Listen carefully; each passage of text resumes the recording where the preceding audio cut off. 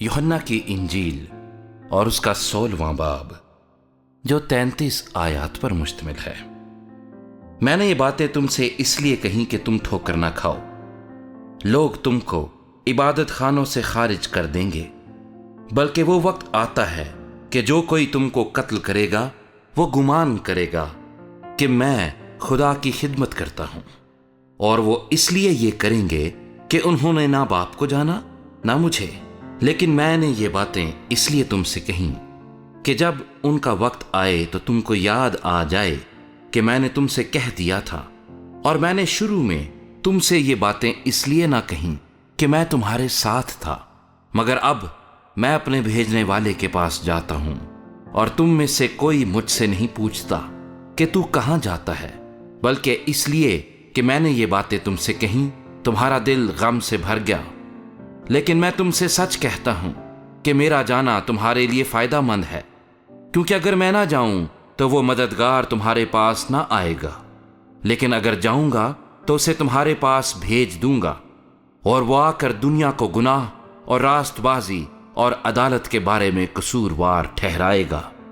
गुनाह के बारे में इसलिए कि वो मुझ पर ईमान नहीं लाते, रास्तबाजी के बारे में इसलिए कि मैं बाप के पास जाता हूं और तुम मुझे फिर ना देखोगे, अदालत के बारे में इसलिए कि दुनिया का सरदार मुजरिम ठहराया गया है।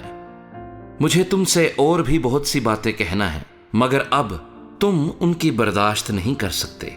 लेकिन जब वो यानी रूहे हक आएगा तो तुमको तमाम सच्चाई की राह दिखाएगा, इसलिए कि वो अपनी तरफ से ना कहेगा, लेकिन जो कुछ सुनेगा वही कहेगा और तुम्हें आइंदा की खबरें देगा।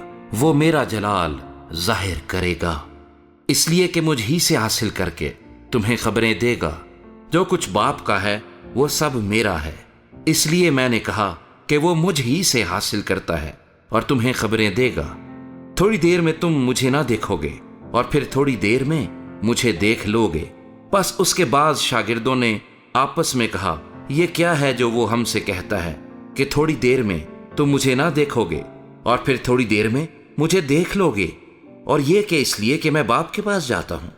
बस उन्होंने कहा कि थोड़ी देर जो वो कहता है ये क्या बात है, हम नहीं जानते कि क्या कहता है। यीशु ने ये जानकर के वो मुझसे सवाल करना चाहते हैं, उनसे कहा, क्या तुम आपस में मेरी इस बात की निस्बत पूछ पाछ करते हो कि थोड़ी देर में तुम मुझे ना देखोगे और फिर थोड़ी देर में मुझे देख लोगे? मैं तुमसे सच कहता हूं कि तुम तो रोओगे और मातम करोगे, मगर दुनिया खुश होगी।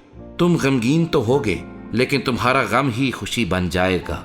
जब औरत जनने लगती है तो गमगीन होती है, इसलिए कि उसके दुख की घड़ी आ पहुंची।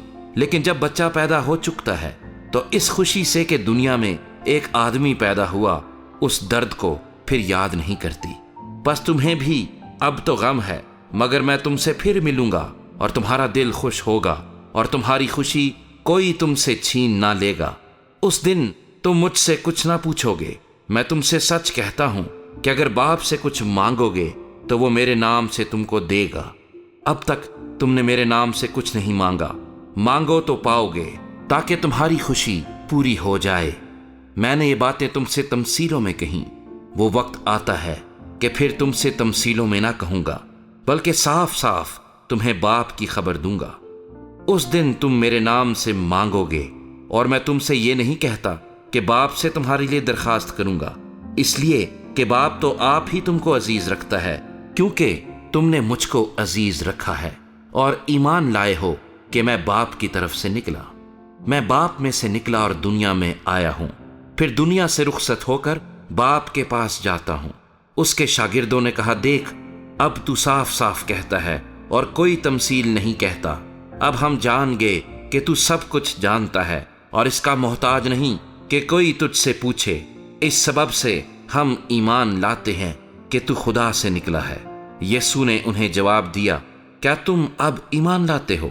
देखो, वो घड़ी आती है, बल्कि आ पहुंची, कि तुम सब परागंदा होकर अपने अपने घर की राह लोगे और मुझे अकेला छोड़ दोगे।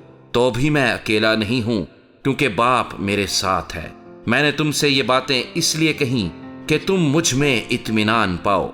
दुनिया में मुसीबत उठाते हो, लेकिन खातिर जमा रखो, میں دنیا پر غالب آیا ہوں۔